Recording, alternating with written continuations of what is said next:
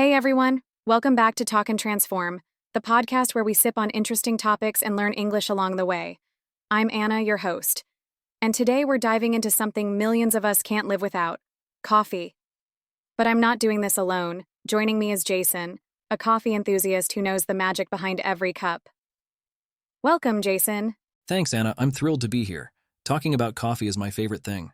After drinking it, of course. Same here. Coffee is life, right? But there's so much more to it than just a morning boost. Let's start with this. Did you know coffee wasn't discovered by humans first? Oh, I love this story. Are you talking about Kaldi, the Ethiopian goat herder? Yes. Imagine this. Centuries ago, Kaldi noticed his goats dancing. Turns out they had eaten some strange red berries, coffee cherries, and the rest is history. It's wild. So technically, goats discovered coffee before humans did. They were the original coffee connoisseurs. I think they deserve some credit. So, let's talk benefits. People know coffee helps you wake up, but what else can it do for us? Well, here's the cool part. Coffee is like a mini health potion.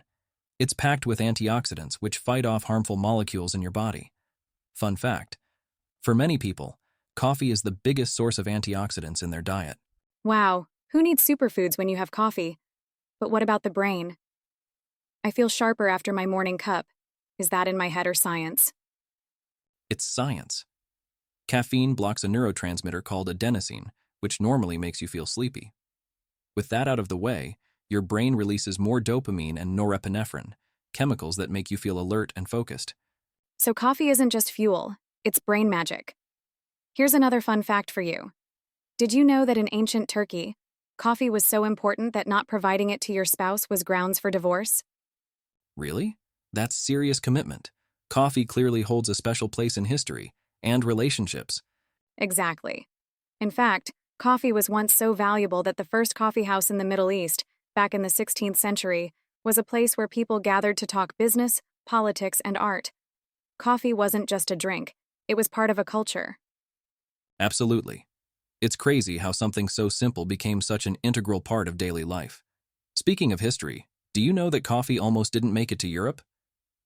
In the 1600s, coffee was a hot commodity, but when it first reached Venice, some authorities tried to ban it, thinking it was the devil's drink.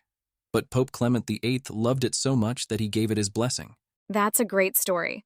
Coffee has really been at the heart of so many historical moments. But let's get back to its benefits. How else does coffee boost our health besides giving us a mental kick? Oh, there are so many. Coffee is known to support liver health, especially by reducing the risk of cirrhosis. Plus, it can lower the risk of type 2 diabetes. Some studies even suggest coffee drinkers have a lower risk of developing Alzheimer's disease and Parkinson's. That's awesome. Coffee really seems to have some superpowers. But is there a limit to how much coffee is beneficial? There definitely is. You don't want to overdo it. Too much caffeine can cause issues like anxiety, insomnia, and even heart palpitations. A good rule of thumb is about 3 to 4 cups a day. That's enough to enjoy the benefits without going overboard. That sounds reasonable. I think we can all handle that. But there's one thing I always wonder. Why do different types of coffee taste so different? What's the secret behind that? Good question. The flavor of coffee comes down to a few things. The type of coffee bean, where it's grown, and how it's roasted.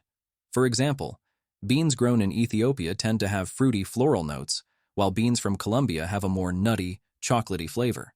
And the roast level, light, medium, or dark, also affects the taste. So it's like wine. Different regions and processing methods give different flavors. I love that. Let's talk about coffee's impact on society today. Do you think coffee culture has changed in the past few decades? Absolutely. Coffee has become more than just a drink. It's a lifestyle. The rise of specialty coffee shops and the obsession with the perfect brew has transformed coffee into an experience.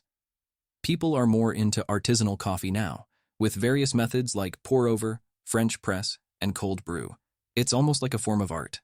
I've definitely noticed that. And with so many different ways to prepare coffee, it's like a never-ending adventure for coffee lovers. But before we finish, I want to ask you, do you have a favorite coffee memory? Oh, definitely. One of my favorite memories was when I took a trip to Costa Rica and got to visit a coffee farm. I learned about the entire process, from the picking to the roasting. The best part was tasting coffee right at the source. There's nothing like that fresh, earthy taste.